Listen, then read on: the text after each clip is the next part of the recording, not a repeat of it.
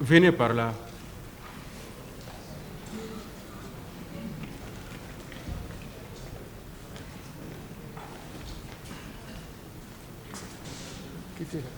Non, laissez-le, laissez-le. Voilà. Passez-lui le micro. Voilà. Oui. Qu'est-ce que vous voulez? Merci, Monsieur le Président, d'avoir accepté que je puisse dire ce mot. J'avais consulté Monsieur le procureur pour venir dire la vérité sur cet événement du 27 septembre. Parce que j'ai gardé le silence. Je voudrais sortir de cette silence pour éclairer à l'entrée du peuple du tribunal pour l'histoire de notre nation. Vous voulez faire des déclarations? Des déclarations. Monsieur Hamid, Monsieur le Président. regagnez votre place d'abord.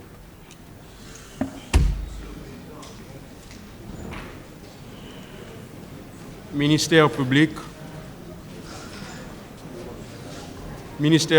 il y a... S'il vous plaît, il y a un accusé qui veut reprendre la parole. Allez-y, Monsieur le procureur. Merci, Monsieur le Président. Honorables assesseurs. S'il vous plaît, la salle. D'entendre les déclarations de l'accusé Marcel Kilavogui, qui dit vouloir faire des déclarations pour éclairer la lanterne du tribunal. Monsieur le Président, il est vrai que nous étions à la phase de l'audition des parties civiles. La preuve, c'est que vous avez appelé une des parties civiles et spontanément, M. Marcel Kilavogui, dans le box, a levé le doigt et venu vous dire qu'il peut faire des déclarations. Prenant appui sur les dispositions des articles 400 et 401, M. le Président, je vais insister notamment sur l'article 401 qui indique que le président est investi d'un pouvoir discrétionnaire en vertu duquel il peut, en son honneur et conscience, prendre toutes mesures qu'il croit utiles pour découvrir la vérité. Cette prise de parole, d'après l'accusé, c'est pour dire sa part de vérité. Monsieur le Président,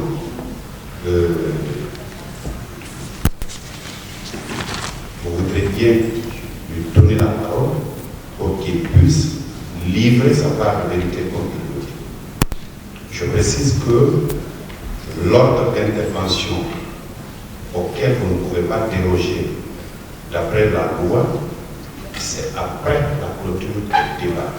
Et ce, je prends pour appui les dispositions de l'article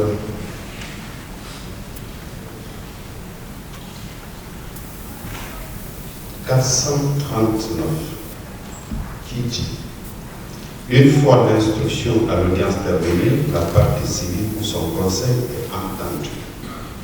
Le ministère public prend ses réquisitions, l'accusé et son conseil présentent leurs moyens de défense.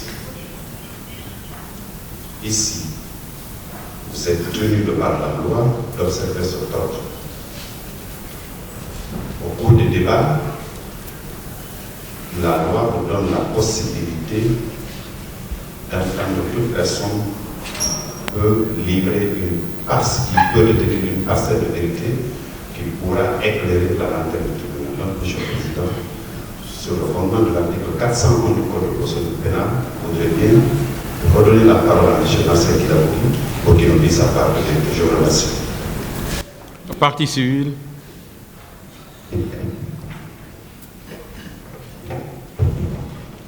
Je vous remercie, Monsieur le Président. Abordant dans le même sens que le ministère public, nous estimons que vous avez la possibilité, étant donné que vous avez la direction des débats, de permettre à ce que M. Marcel, qui avait déjà fait son... qui était déjà passé à cette audience, de revenir s'il estime qu'il a des éléments nouveaux à développer par devant votre tribunal. Donc, il n'y a aucun obstacle juridique en ce qui concerne la possibilité pour M. Marcel de revenir expliquer ce qu'il a peut-être eu à omettre. Et cela va dans le sens même de la manifestation de la vérité. Tout ce qui peut concourir à la manifestation de la vérité, nous pensons que dans cette salle, étant donné que nous sommes tous des professionnels, nous concourons tous à cette fin, puisque éclairer la lanterne du tribunal est le rôle de chacun d'entre nous dans cette salle. Donc, je ne vois mal comment quelqu'un peut s'opposer à cette démarche.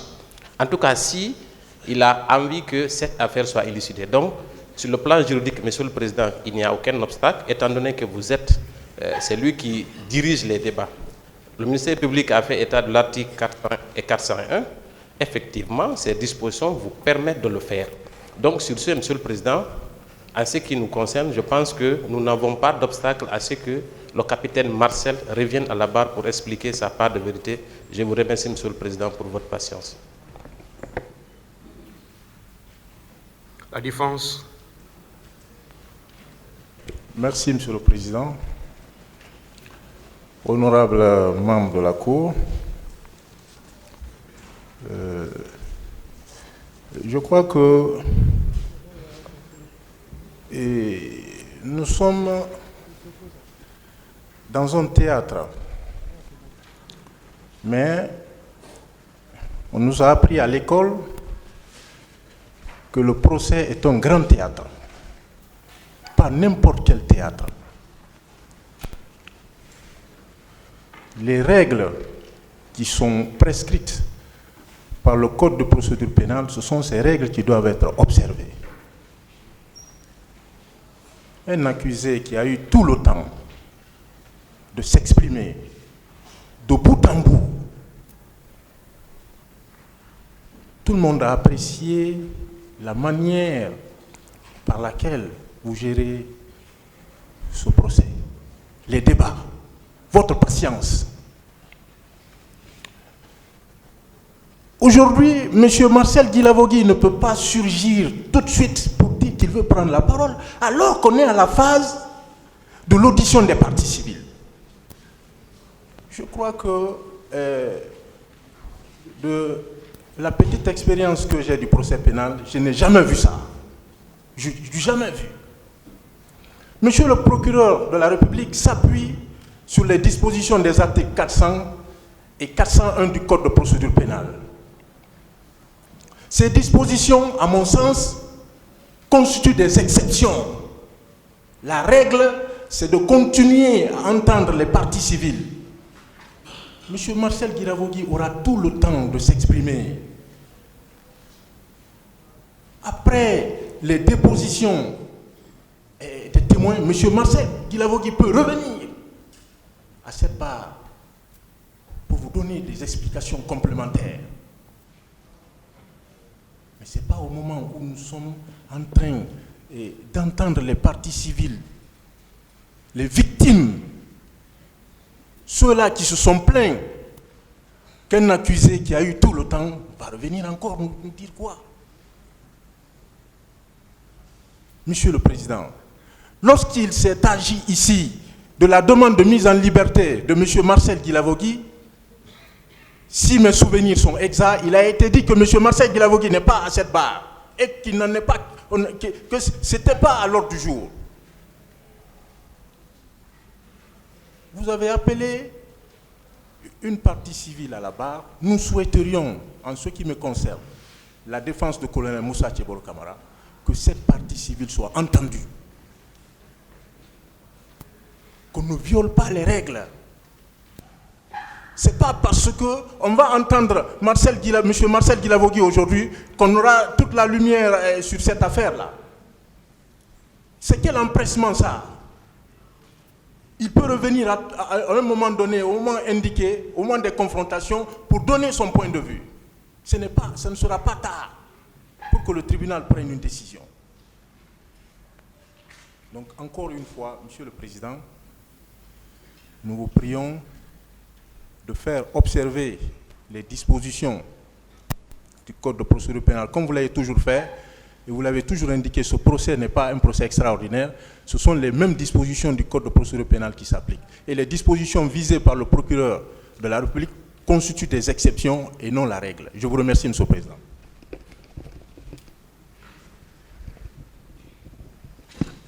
Quand l'heure de la vérité sonne, il faut la faire exploser parce que cette assemblée n'aurait plus de sens si ce n'est pas pour triompher la vérité, le droit, la justice et l'équité. Marcel, on ne sait pas ce qu'il va dire. Mais je crois que ce n'est pas un petit accusé, c'est un témoin majeur dans cette affaire. Et tout comme la police scientifique va exhumer les corps qui ont été enterrés en des endroits que nous cherchons à identifier, les faits de la cause peuvent être exhumés à tout moment de la procédure. C'est à quoi Marcel veut s'exposer pour que si le tribunal des hommes doit le condamner, pour le temps qui sera d'ailleurs prescrit, que dans l'âme, dans le conscient, dans le subconscient, qui se sentent délivrés. Le repentir, c'est ce à quoi Dieu nous appelle. Et je crois que c'est ce à quoi il veut parvenir. Nous ne préjugeons pas de ce qu'il va dire, nous ne savons même pas pourquoi. Mais pourquoi des fuites en avant? Que ça soit fait avant ou après, mais je crois que la défense divisée ne s'oppose pas à ce que Marcel ait la parole et que les bases légales ont été sérieusement, véritablement évoquées par le parquet.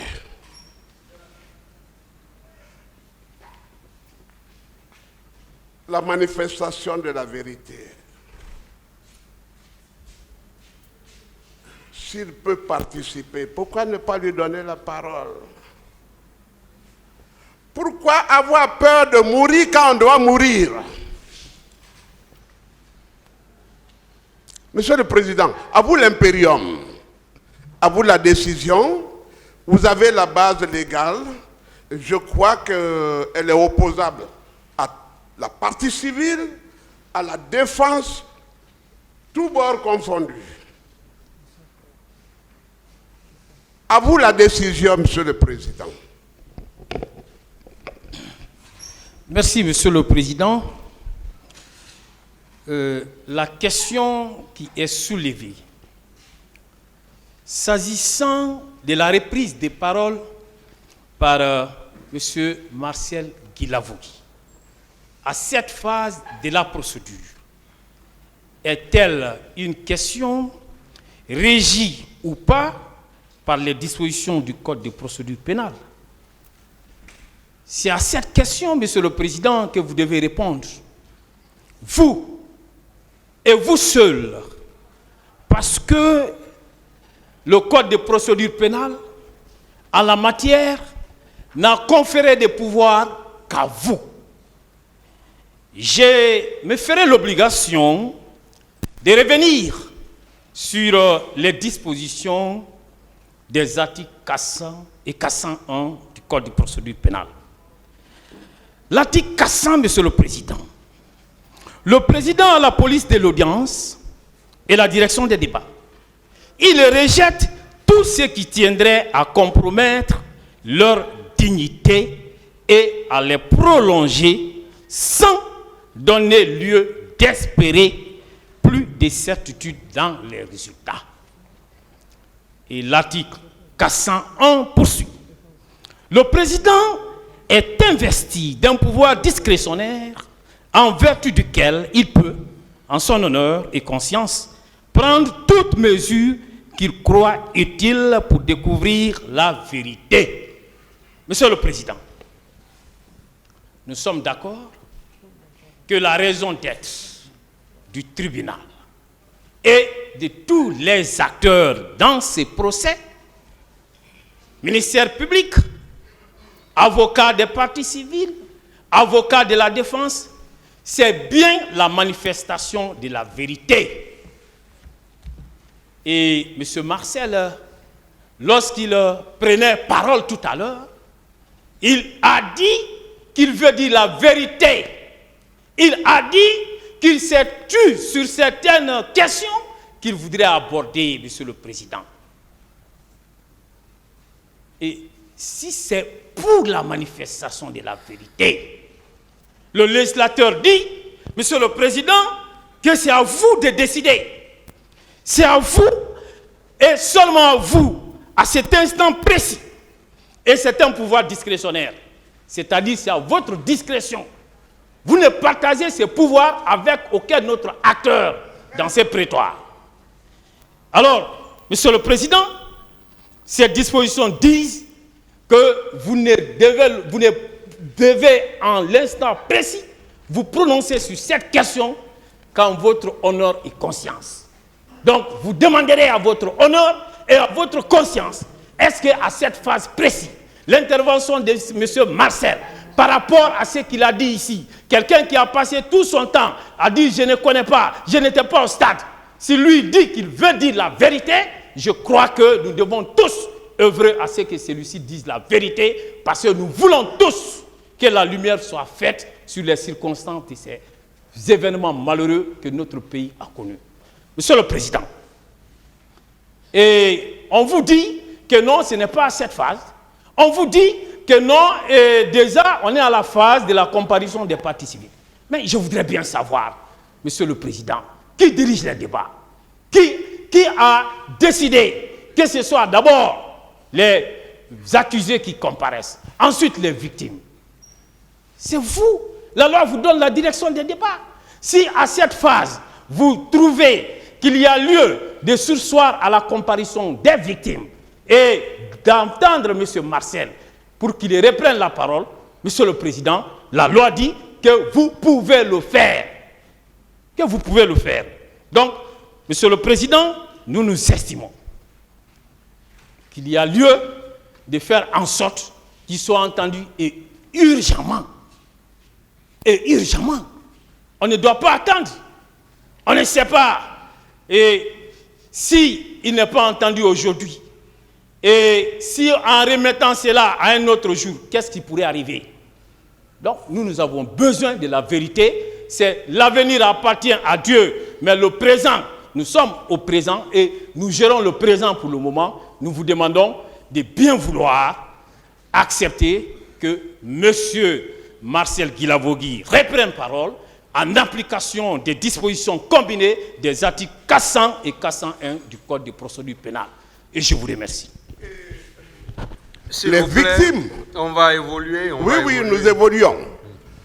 Les victimes ont tout intérêt à attendre que Marcel les précède pour que leurs droits soient observés. Je vous remercie.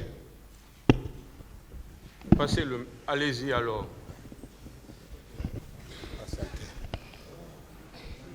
Merci, Monsieur le Président. Je crois que nous sommes par devant votre tribunal pour des faits sérieux. Des faits sérieusement qui portent accusation sur nos clients qui comparaissent par devant votre tribunal, Monsieur le Président. Il n'y a que le procès pénal connaît... Excusez-moi, Monsieur Marcel, regagnez votre place d'abord. Allez-y, maître. Merci, Monsieur le Président. Il n'y a que le procès pénal connaît des phases. Le procès pénal connaît des phases. Lorsque votre tribunal a décidé prioritairement d'écouter ou d'entendre les accusés qui sont nos clients. Il a ordonné leur comparution. Chacun des accusés a comparu par devant votre tribunal. Le tribunal a posé des questions. Le procureur a posé également des questions. Les avocats de la partie civile et les avocats de la défense. Chaque accusé s'est d'abord donné le temps. Vous-même, Monsieur le Président, vous avez donné le temps, surtout la possibilité à nos différents clients qui ont comparu par devant votre tribunal d'exposer, de donner leur version des faits. Nous estimons que la vérité a été dite ici à cette barre. Chaque accusé a donné des explications. Comme disait mon confrère qui m'a précédé, M. Marcel a soutenu à cette barre, Monsieur le Président, n'avoir jamais été au stade. C'était sa vérité à lui.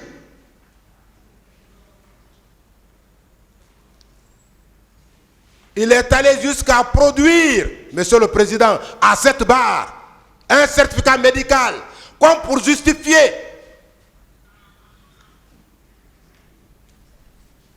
qu'il était malade au moment des faits, qui nous mobilise par devant votre tribunal, dont l'examen nous mobilise par devant votre tribunal, Monsieur le Président.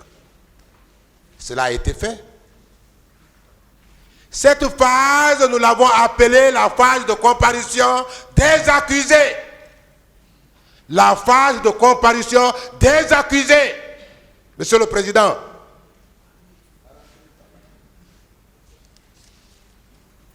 je ne parle pas de ceux qui viennent de commencer le procès pénal, qui n'en ont pas l'habitude. Nous qui en avons l'habitude, nous savons bien que le procès pénal connaît des phases. Et ici, par devant votre tribunal, Monsieur le Président, cette première phase était la comparution effective des accusés. Que l'on me dise aujourd'hui, aucun des accusés n'a comparu à cette barre pour donner sa version des faits à votre tribunal, pour se prêter aux questions de votre tribunal et plus généralement de tous les acteurs ici présents. Monsieur le Président, cette phase, nous l'avons quittée. On est à la phase de la comparution des parties civiles qui sont en train de vous expliquer, de vous exposer les préjudices par eux subis. Chacune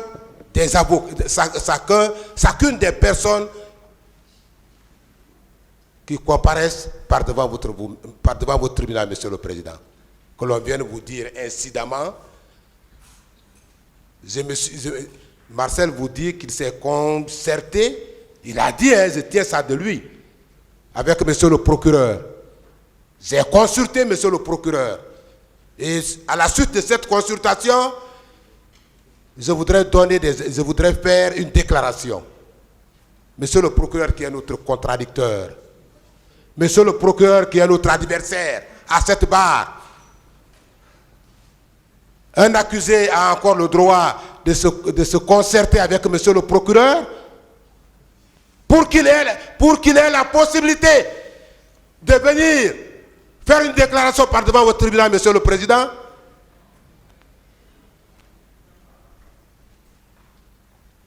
Après, on vous dit qu'en application des dispositions combinées des articles 400 et 401, Monsieur le Président, en se référant à cette disposition de l'article 400, personne ne vous nie le pouvoir que vous avez en ce qui concerne la direction des débats. Qui peut vous nier ça? C'est la loi qui l'admet. Nous sommes d'accord, nous sommes unanimes que la loi l'admet. S'il vous plaît, calmez-vous. Nous sommes d'accord, Monsieur le Président. Mais cet impérium est limité par la loi. C'est vrai, dans cette salle, après Dieu c'est vous, dans cette salle, Monsieur le Président. Ça c'est connu de tous. Après Dieu, dans cette salle, c'est vous. Mais on ne doit pas se servir de cette éventualité pour vous induire en erreur. Monsieur le Président, nous autres acteurs du procès pénal, de la défense, de la partie civile et même du parquet, nous devons vous aider à dire le droit et non pas vous induire en erreur comme ils veulent l'entreprendre. Maintenant, nous allons nous opposer à cette manière d'induire votre tribunal en erreur, Monsieur le Président. Vous avez commencé à auditionner les parties civiles. Nous avons estimé que l'interrogatoire des accusés était déjà fini et que à la phase actuelle du procès, Monsieur le Président, c'est l'audition des parties civiles. Après cette phase, Monsieur le Président, ce sera les témoins, la phase de la comparution des témoins pour leur déposition, Monsieur le Président. La phase de la comparution des témoins pour leur déposition à cette barre. On vous dit non, Monsieur le Président, c'est vous qui avez la police de l'audience. Mais après tout, on ne parlera pas d'eux. Après tout, on ne parlera pas du ministère public. On ne parlera pas de la défense. On ne parlera pas de la partie civile, mais on parlera de votre tribunal. Vous êtes en train de user. Et le peuple aussi est en train de vous user, Monsieur le Président. C'est ça la vérité. C'est ça la vérité.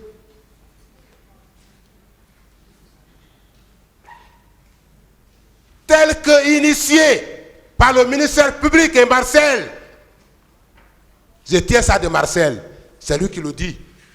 Qu'il s'est consulté avec le ministère public. Tel qu'initié par eux, Monsieur le Président. Si nous évoluons comme ça, nous allons reprendre l'interrogatoire des accusés à zéro. Tous les accusés. Parce qu'on ne nous interdira pas que M. Marcel Guilabogui comparaisse à la phase de l'audition des parties civiles, incidemment, et que l'on empêche nos clients accusés de venir répondre à ce qu'il va dire. Monsieur le Président, c'est mettre les bâtons dans vos roues. Mais je sais que vous êtes très prudent. Dans cette salle, vous êtes le plus intelligent. Dans cette salle. Parce que la vérité qui sortira de votre bouche, c'est cette vérité que le peuple retiendra. Parce que c'est cette vérité qui sera la vraie version. Parce que c'est cette vérité qui sera exécutoire. N'acceptez pas, Monsieur le Président, que l'on vous conduise en erreur. Parce que maintenant là, lorsque M. Marcel Guilabogui va dire un seul mot ici, tous les accusés qui sont là reviendront tous répondre à ce mot. Monsieur le Président, au lieu d'aller de l'avant, nous ferons un pas en arrière. Êtes-vous prêt à un tel jeu?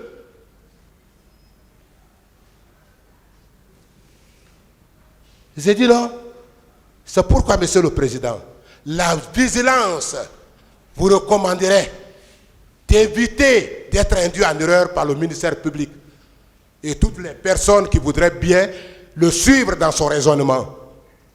Monsieur le Président, vous avez toujours été prudent. Monsieur le Président, vous avez toujours été vigilant. Monsieur le Président, jusqu'à maintenant, vous avez conduit les débats sans parti pris. Vous avez conduit les débats en un magistrat pénaliste. Nous voudrions bien, Monsieur le Président, que vous continuiez sur cet élan. Ne vous laissez pas induire en erreur. Parce que, au lieu que nous partions de l'avant, nous allons reculer. C'est pourquoi, humblement, Monsieur le Président, le procès pénal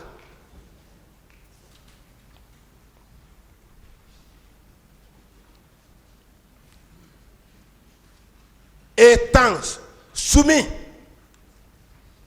à des phases que nous venons d'énumérer, Monsieur le Président, la phase de l'interrogatoire, la phase de l'audition des parties civiles, la phase de déposition des témoins et la phase de la confrontation, Monsieur le Président, nous sollicitons humblement qu'il vous plaise, rejeter cette demande. Si Marcel doit faire des déclarations, ce sera après, certainement,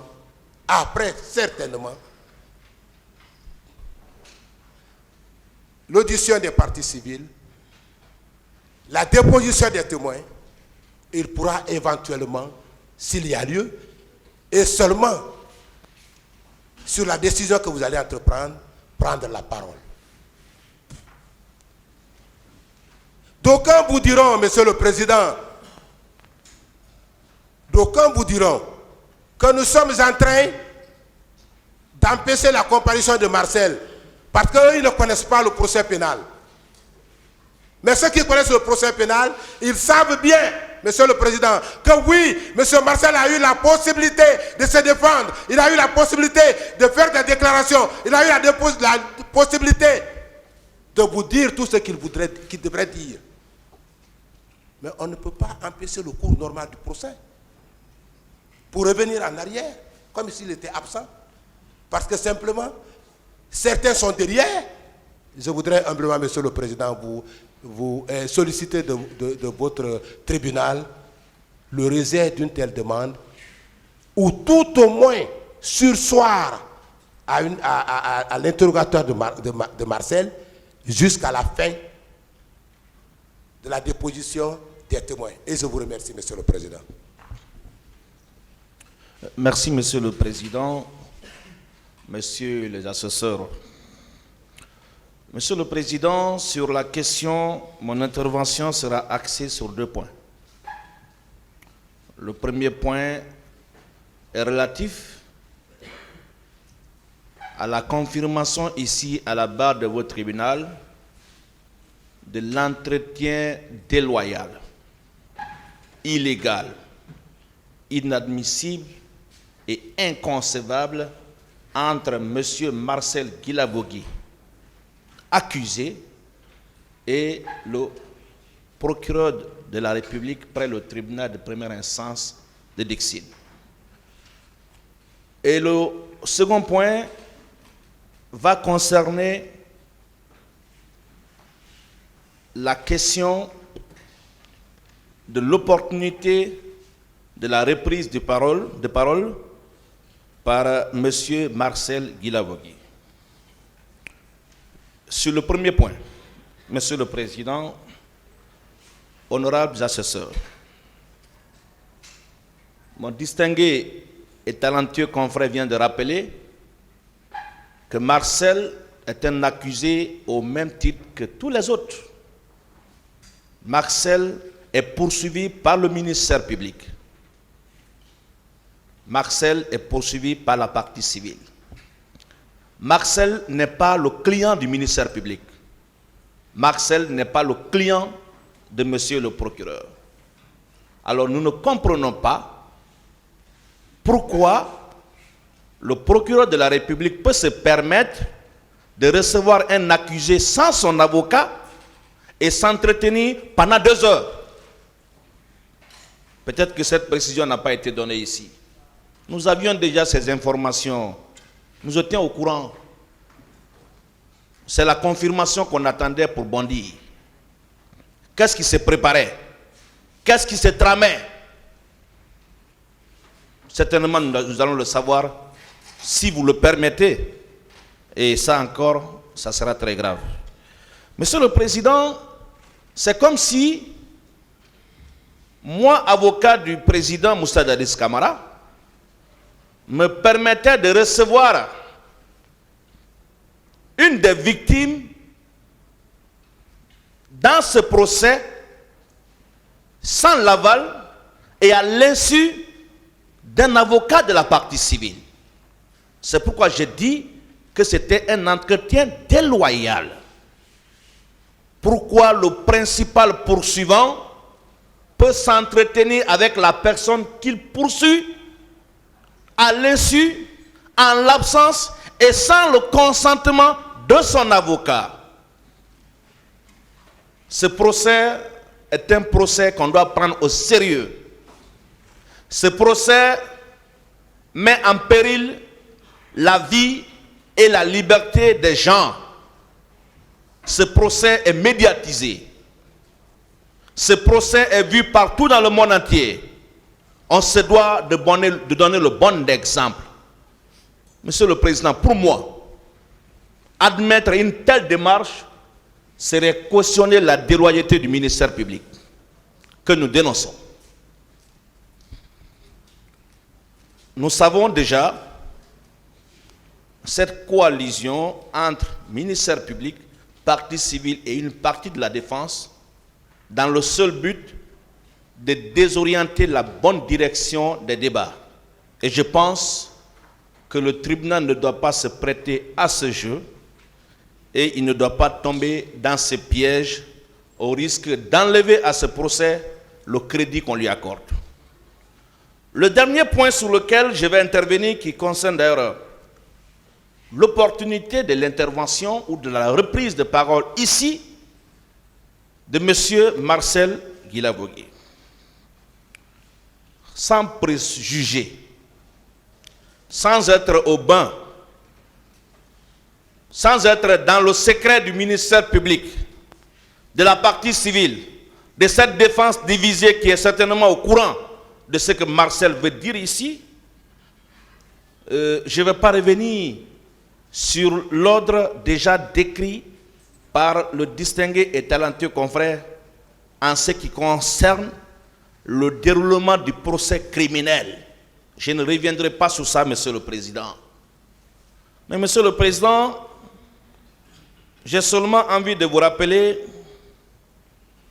qu'avant ce jour, des questions, des demandes ont été posées ici, tant par les avocats de la défense, de la partie civile, du ministère public. Mais la réponse qui a toujours été donnée par le tribunal face à ces questions serait qu'il n'était pas opportun d'en parler maintenant. Nous attendons que les débats évoluent pour revenir sur ça. Mais la même logique doit s'appliquer en l'espèce. La défense du président Moussa Dadis Camara n'est nullement ébranlée par quoi que ce soit. Par quoi qu'on puisse vouloir dire ici. On n'est nullement ébranlé, autant pour moi. Nous sommes sereins comme maison inachevée. Monsieur le Président, nous vous invitons tous juste à rester dans votre logique. Parce que depuis le début de cette procédure, nous sommes dans votre logique. Celle qui consiste à ne pas s'attarder sur des questions inopportunes. Admettre la reprise de parole de Marcel Guilavogui à cette phase de la procédure serait encourager tous les acteurs, partie civile, accusés, à vous dicter la conduite des débats. Il ne revient pas ici à une partie civile de dire j'avais dit quelque chose, j'ai oublié, je vais revenir sur ça, donnez-moi la parole. Ou à un accusé, non. Il y a une étape prévue à ça. Vous pensez, Monsieur le Président, honorables assesseurs, que le capitaine Moussa Dadis, après le passage de certains accusés et de certaines parties civiles, n'avait pas aussi eu besoin de prendre la parole? Oui, mais il n'a pas fait la demande parce qu'il attend le bon moment pour reprendre la parole et apporter des réponses précises à des affabulations qui ont été faites ici. Mais comme ça, on vient à tout hasard, on surgit de nulle part pour demander de reprendre la parole. Monsieur le Président, si mes souvenirs sont exacts, Marcel était le premier accusé à qui vous aviez donné la parole que vous aviez interrogé en premier lieu. Tchebouro, oui. Après Tchebouro, oui. Je crois que c'était le deuxième. Oui. Et après lui, je crois qu'on a fait plus de 2 semaines d'interrogatoire et contre-interrogatoire. Qu'est-ce qui vous dit? Qu'est-ce qui vous certifie que ce qu'il va dire maintenant là, c'est la vérité que vous recherchez? Rien. À ce que je cherche, le tribunal n'a pas encore extériorisé sa conviction. S'il a une vérité qui n'est certainement pas la vérité qui pourrait être partagée par tous, mais qu'il attend le bon moment, Monsieur le Président. Monsieur le Président, je vais vous inviter, dans le cadre de l'appréciation de cette question, à viser les dispositions de l'article préliminaire, alinéa 1er du Code de procédure pénale qui dispose comme suit. La procédure pénale doit être équitable et contradictoire et préserver l'équilibre des droits des parties. Monsieur Marcel Guilavogui n'est pas un accusé VIP. Il est un accusé au même titre que les autres. Monsieur Marcel Guilavogui n'est pas supérieur ni inférieur aux autres accusés. Tout comme à ses parties civiles. En vertu de quoi on va lui donner le privilège de reprendre la parole et laisser les autres. Si le tribunal se prête à ce jeu, c'est comme si on a fait 9 mois sans rien faire. Hein? C'est comme si on a fait 9 mois de promenade par devant cette juridiction. C'est comme si on a fait 9 mois de mise en scène. Je ne sais pas ce qui trame dans le secret des autres pour dire que c'est la vérité qu'il va dire ou ce n'est pas la vérité qu'il va dire. Vérité ou pas, tout ce que nous demandons, c'est la chronologie du déroulement du procès. Et ce que nous savons, c'est qu'après cette étape, on doit entendre les témoins. Et à l'issue de l'audition des témoins, on va éventuellement passer à la phase des confrontations. Mais si on veut à présent déroger à cette pratique, en tout cas de ma petite expérience aussi, hein, bientôt 11 ans de bar, c'est la première fois d'assister à de telles scènes, à de tels spectacles, à de tels précédents. Monsieur le Président, sur ce, sans monopoliser la parole et abuser de votre attention, nous vous prions très humblement de bien vouloir ordonner la continuation des débats là où on avait interrompu. Je veux parler de la poursuite de l'audition des victimes. Mais Monsieur le Président, si d'aventure vous décidez autrement, ce qui pour nous serait catastrophique, ayez à l'idée que d'autres accusés aussi voudront, n'est-ce pas, prendre la parole. Et dans ces conditions, on va tourner à rond. Et finalement, ce procès sera pour l'éternité. Nous savons tous les pesanteurs et les contraintes, pas besoin de les exposer ici. Mais je pense que nous devons respecter le tribunal. Nous devons prendre ce procès au sérieux pour ne pas surgir à tout moment et faire des demandes qui ne nous font pas avancer. Je vous remercie. Monsieur le Président, merci. Moi, je voudrais intervenir sur 3 points précis. Monsieur le Président, il vous a été demandé de faire application des dispositions combinées des articles 400 et 401 du Code de procédure pénale. Tout à l'heure, mon aîné confrère vous a fait lecture des dispositions de l'article préliminaire du Code de procédure pénale qui impose au tribunal de préserver l'équilibre des droits des parties. Et l'article 400 du Code de procédure pénale précise que le président, à l'alinéa 2 bien sûr, rejette tout ce qui tendrait à compromettre leur dignité ou à les prolonger sans donner lieu d'espérer plus de certitude dans les résultats.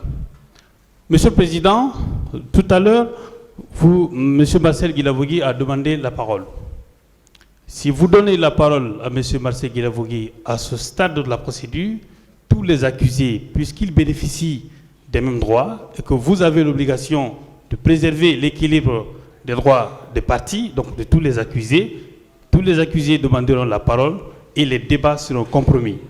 En ce moment-là, la décision que vous avez prise en faisant application des dispositions de l'article 400, vous l'aurez violée vous-même dans ses conséquences. Deuxième chose, Monsieur le Président, que je veux préciser, c'est l'article 401.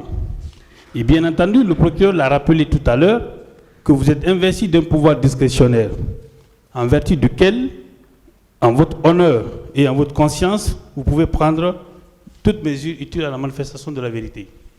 Monsieur le Président, je pense que s'il y a quelque chose de particulier dans ce procès, c'est la sérénité de votre tribunal, vous et vos assesseurs. Vous n'avez jamais accepté que les rôles soient inversés. C'est ce qu'on sait de vous, c'est ce que le public sait de vous, et c'est ce que le peuple de Guinée sait de vous. Je ne pense pas, Monsieur le Président, que l'attitude, bien entendu, d'un accusé puisse vous faire changer de méthode de travail. Et justement, c'est pour ça que le législateur a insisté sur votre conscience et votre honneur. L'honneur du tribunal, c'est la préservation de sa parole, de sa ligne de conduite.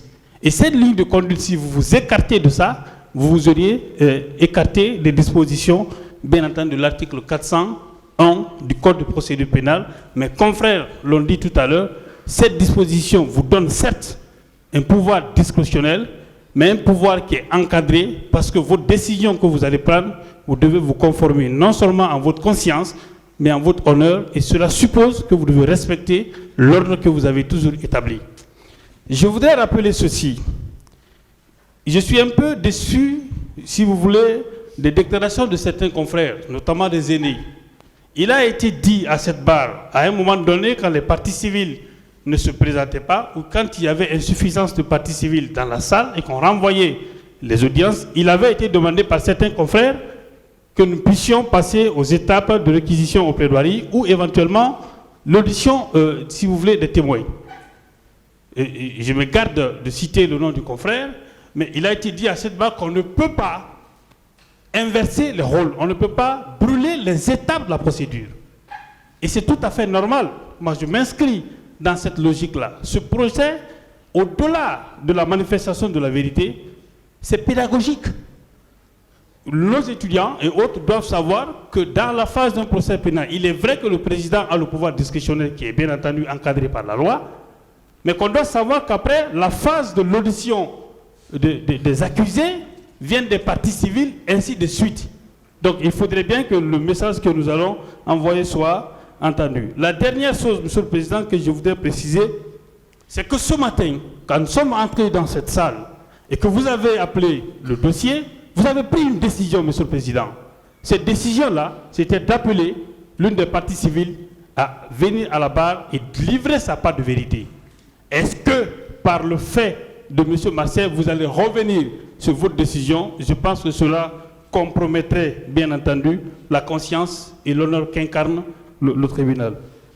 Monsieur le Président, je vous remercie. Je vous prie de bien vouloir ordonner la continuation des débats.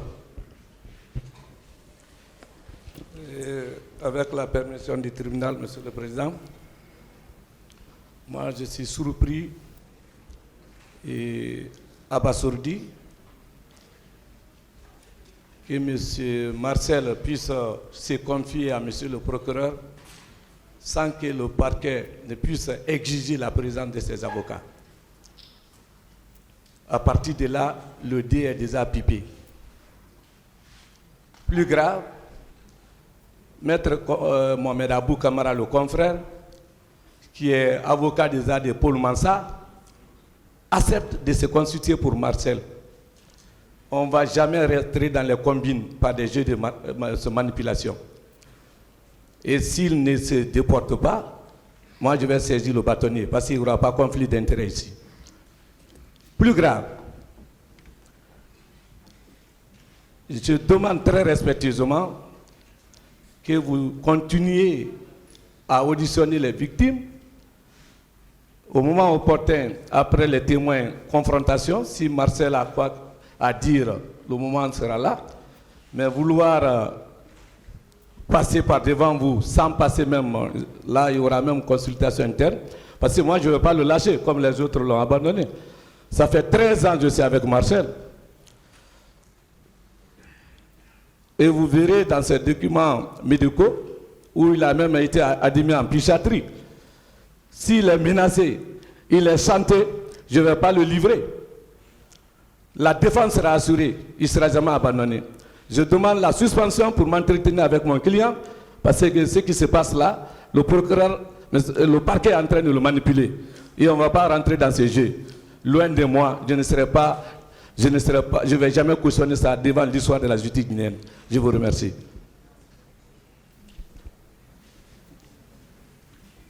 Monsieur le Président, Messieurs les assesseurs, moi je voudrais juste, peut-être que je ne serai pas long. Le procès pénal, Monsieur le Président, c'est de bon sens aussi. C'est une logique. Le procès pénal, Monsieur le Président, quand nous venons dans cette salle, il n'y a pas que le seul code pénal, le seul code de procédure pénale, les deux qui régissent le procès pénal. Il y a la pratique pénale, il y a les principes du droit. Il y a beaucoup d'autres éléments. Et il faut distinguer deux choses. Et c'est là, justement, que je vais insister. Il ne faut pas confondre. Mais là, pas du tout. La police d'audience d'un président du tribunal criminel qui relève de sa souveraineté, de son impérium, de son pouvoir discrétionnaire, et que personne dans cette salle ici, en tout cas, je parle bien des professionnels qui maîtrisent ce que nous faisons, que personne ne pourrait vous contester, et l'ordre d'intervention de l'ensemble des acteurs, que ce soit les accusés, les parties civiles, les témoins, les experts éventuellement, et pour ceux qui viennent jouer ce rôle, le parquet qui poursuit, la partie civile qui défend les victimes, et la défense qui naturellement vient intervenir au nom et pour le compte des personnes qui sont poursuivies. Cet ordre d'intervention s'impose à vous. Qu'on ne trompe pas le tribunal, qu'on ne vous trompe pas, qu'on ne vous induit pas en erreur. Alors, Monsieur le Président, la police d'audience, telle qu'on en parle dans les articles 400 et 401, est très claire. C'est très très clair. Vous avez la direction des débats. Mais quel débat? Vous intervenez pour éviter que ce débat soit compromis dans sa dignité, que ce débat soit compromis. Mais cela ne vous donne nullement le droit en procès pénal, si je suis le raisonnement du parquet et de l'autre partie, je veux dire de la partie civile et de l'autre partie de la défense, c'est comme pour dire que vous avez le pouvoir, quand nous venons à une audience criminelle, d'écouter d'abord la partie civile, après les accusés, après les témoins, après des experts s'il y en a, et autres. Vous n'avez pas ce droit-là. Et le droit pénal, c'est un droit de certitude. La procédure pénale, c'est un droit qui doit rester aussi infaillible, aussi possible qu'il s'impose à vous, à nous tous ici, le juge que vous êtes. Vous êtes tenu au respect strict de la loi. Alors, Monsieur le Président, comment se fait cet ordre d'intervention? Nous n'allons pas en doctrine qu'on nous a tous enseignée, qui est aussi une source indirecte de la règle de droit, comme d'ailleurs le code pénal, comme d'ailleurs le code de procédure pénale. Quand on est entré pour la première fois dans cette salle, et parce que c'est un procès comme les autres, même s'il est médiatisé, vous avez commencé, par vous rassurer que tous étaient là. Vous avez donné la parole au greffier pour qu'il lise le procès verbal. Vous avez invité tous les accusés à écouter attentivement. Parce que cet ordre-là s'impose à vous. Après, vous avez commencé par appeler un à un chaque accusé ici. Parce que cet ordre-là s'impose à vous. Votre impérium joue là. Quand il s'agit de faire passer tel accusé, tel ou tel autre avant l'autre. Mais vous ne pouviez pas, votre impérium, la police d'audience ne vous permettait pas d'appeler d'abord les parties civiles avant les accusés. Et c'est ce qui a été fait, ils ont été entendus. Après eux, la loi impose aussi, vous impose que vous appelez les parties civiles. Vous ne pouvez pas ne pas les appeler et attendre d'appeler les témoins avant de revenir à eux. Là aussi, cet ordre-là s'impose à vous. Cela n'a rien à voir avec la police de l'audience. Cela n'a rien à voir avec l'ordre. Plutôt un pouvoir souverain ou un pouvoir discrétionnaire. Après, justement, ces parties civiles, vous saviez que vous entendrez des témoins. S'il y a des experts, vous le saviez que vous les entendrez. Et s'il y a des confrontations, vous savez bien que c'est ce qui sera fait. Maintenant, je voudrais dire d'emblée, Monsieur le Président, Messieurs les assesseurs, que l'avocat que je suis, je ne serai jamais opposé à ce qu'un accusé, qui qu'il soit, que ce soit M. Marcel, que ce soit M. Claude Pivy, que ce soit M. Thiebro, que ce soit M. Diaby, que ce soit M.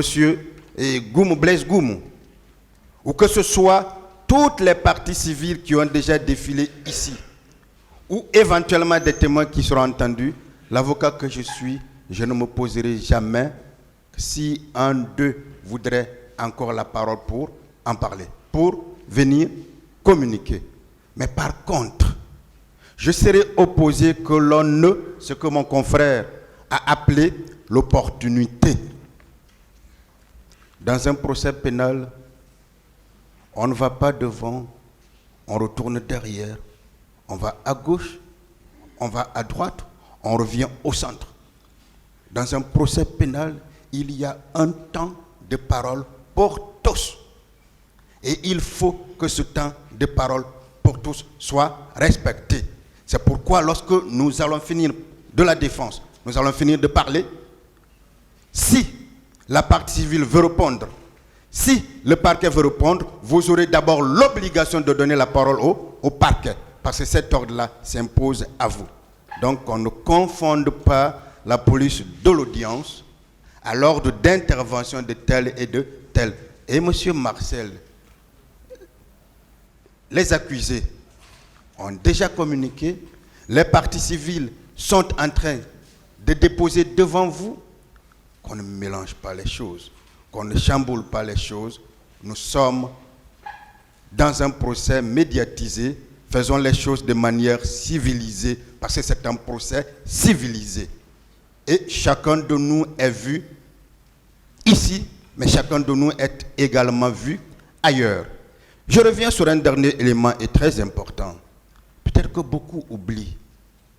Chaque fois que, Monsieur le Président, vous avez appelé une partie à l'audience, vous avez pris une décision. Vous avez pris une décision. Et celle-là est une décision de justice qui s'impose à vous, qui s'impose à toutes les parties. Nous venons d'entrer dans cette salle d'audience. Vous avez appelé, il me semble, monsieur, je ne sais plus, Barry, mais qui est venu à l'audience, qui devrait tenir sa parole. Est-ce qu'un acteur ici est supérieur à un autre acteur pour que pendant qu'un acteur a la parole, qu'on lui retire la parole pour que lui, il vienne communiquer? Moi, je suis avec les principes. Je suis avec les principes. Les détails. Mais je suis déjà heureux lorsque une personne poursuivie au criminel vient devant vous dire, je veux dire la vérité, il vous dit qu'il n'a jamais dit la vérité. Mais ça, c'est un autre problème. Nous en discuterons parce que personnellement, je ne sais pas ce qu'il va dire. Eh bien, dans tous les cas, je suis avocat, préparé à tout pour répondre ou intervenir, quel que soit ce que je peux voir devant. Mais je ne souhaite pas que nous essayions, par une décision qui pourrait être prise, ou peut-être de ternir l'image de notre pays, de ternir l'image de notre justice, parce que nous devons aller de l'avant. Et M. Marcel aura tout le temps de parler. Il aura tout le temps de parler lorsque le moment viendra. Je vous remercie. Merci, M. le Président. Nous avons tous intérêt à ce que on parvienne à la manifestation de la vérité. Opportunité, dit-on. Mais qu'est-ce qui est plus opportun qu'un accusé veuille parler, l'accusé qui s'est toujours tu, qui n'a rien dit, disant « je ne sais pas, je ne sais pas ». Nous étions à la première phase de la procédure. Nous étions à cette première phase de la procédure. Marcel n'a pas voulu parler. Lorsque Marcel exprime la volonté de parler, je pense qu'il n'y a pas plus opportun que cela. Monsieur le Président, honorable assesseur, l'intérêt de ce procès, c'est d'arriver à la manifestation de la vérité. Cette vérité, Marcel pense qu'il l'a. Je ne vais pas revenir sur tout ce qui a été dit. Parce que ce qui est la loi, c'est la loi. Nous, autres acteurs de la justice, défense, partie civile, nous avons pour rôle de contribuer à la manifestation de la vérité et sous le contrôle et la direction du président que vous êtes. Sous ce contrôle, Monsieur le Président, vous avez la direction et la police de l'audience. Lorsque vous décidez de distribuer la parole, de donner la parole à quelqu'un, à un des accusés ou à une partie civile, je ne vois pas de loi qui s'oppose à cela. À mon avis, Marcel veut parler et doit être entendu. Il n'y a pas de loi qui s'oppose à ce que, à la place d'une partie civile, que Marcel soit entendu. Les discussions légales ont été vraiment dites ici. Il y a eu assez d'articles. Je n'ai pas besoin de revenir là-dessus. Vous avez la police d'audience, distribuez la parole à qui vous voulez. Pour la manifestation de la vérité, lorsque c'est opportun qu'on entende quelqu'un qui veuille dire la vérité, je vous prie, Monsieur le Président, de l'entendre. C'est ma position.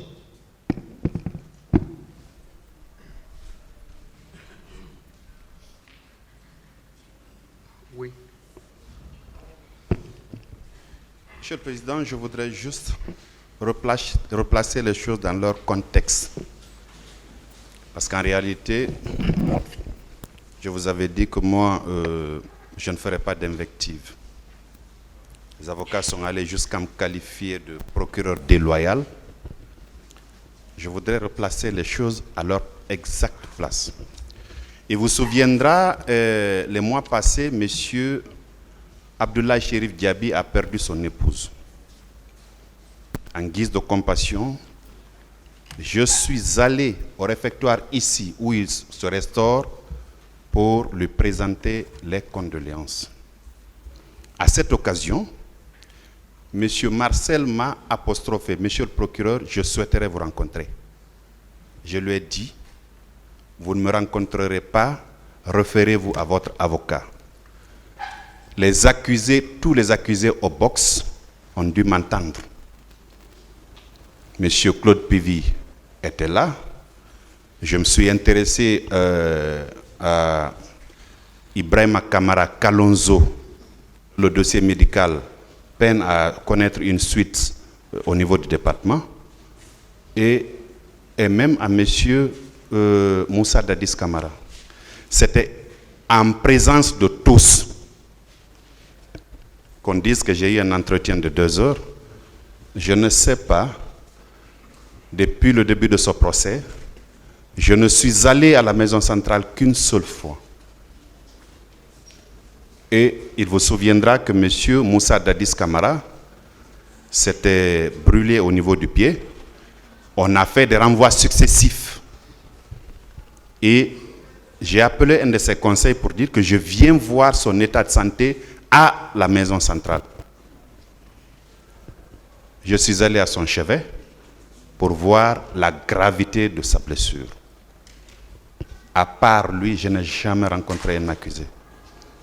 Je sais ce que je fais et je suis rivé au texte. Monsieur le Président, sur la question, je maintiens in extenso ce que je vous ai dit tantôt, en vous indiquant qu'il n'y a pas une disposition dans le Code de procédure pénale qui vous empêche d'y procéder. Donc, Monsieur le Président, je laisse à chacun sa conscience. Je vous remercie.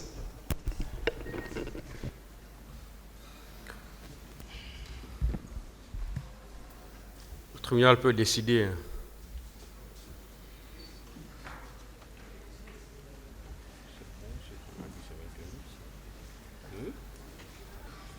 Voilà, attendu qu'il est constant que dans le Code de procédure civile, aucun ordre d'intervention des différentes parties n'est établi et que le président peut prendre toute mesure utile pour découvrir la vérité. Le tribunal a décidé alors de surseoir à l'audition de M. Abdoulhamid Diallo et d'appeler M. Marcel Guilavogui à la barre. S'il vous plaît, M. Marcel Guilavogui, venez à la barre.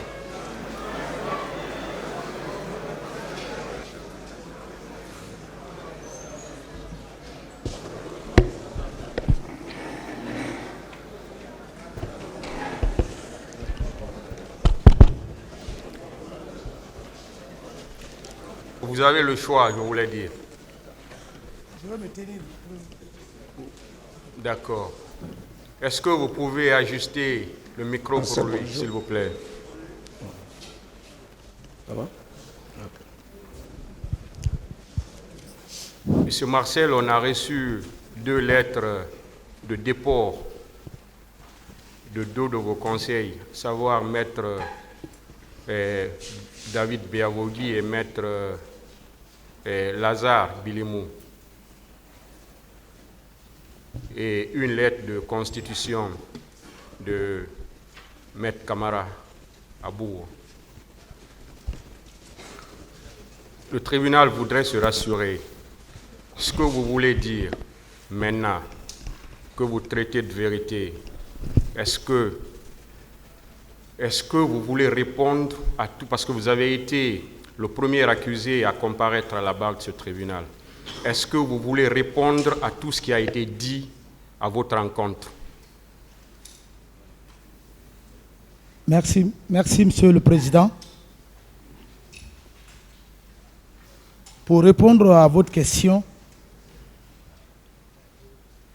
je suis prêt à répondre à toute éventualité des questions qui font surgir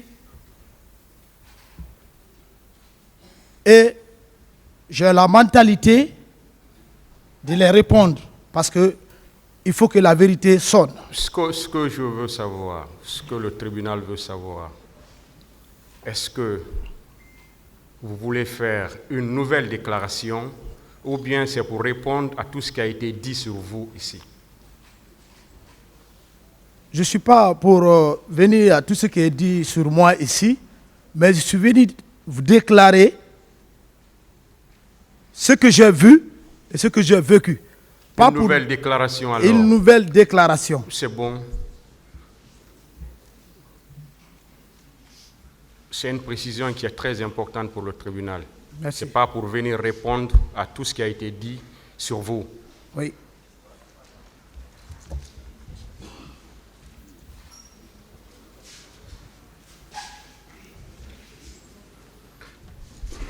Alors, vous avez la parole. Monsieur le Président. Oui, vous voulez parler. Avec la permission du tribunal, nous voudrions que la question de l'avocat soit d'abord réglée, parce que Maître Abou est déjà l'avocat de Paul Mansa. Il y a un problème de conflit d'intérêts. Il ne peut pas se constituer préalablement dans telle procédure sans nous tenir au courant. Comme je vous ai dit, je ne vais pas faire comme les deux autres confrères pour lâcher, parce que ça fait 13 ans, moi je mène avec M. Marcel. Et pour ça, s'il veut faire une nouvelle déclaration, la loi, je parle sur le contraire des confrères, je voudrais m'entretenir avec mon client préalablement et se préparer à une telle défense et venir livrer ce qu'il a à vous livrer. Mais à pied levé, non seulement il faut que le cas de Maître Abou soit tranché, et heureusement s'il y a des membres du Conseil de l'ordre, je vous saisis maintenant, il faut régler l'incident. Et en ce qui me concerne, je veux d'abord m'entretenir avec le commandant Marcel, et un préalable avant toute déclaration. À défaut, je serai obligé de livrer la salle. Je vous remercie. Sur l'entretien préalable avec votre client, je pense que cette question a été évacuée avec la décision que le tribunal vient de prendre. En ce qui concerne maintenant le conflit d'intérêts dont vous évoquez, le tribunal estime que c'est au Conseil de l'ordre de l'ordre de régler cette question. Et on ne peut pas imposer ça au tribunal à partir du moment où on a reçu une lettre de constitution.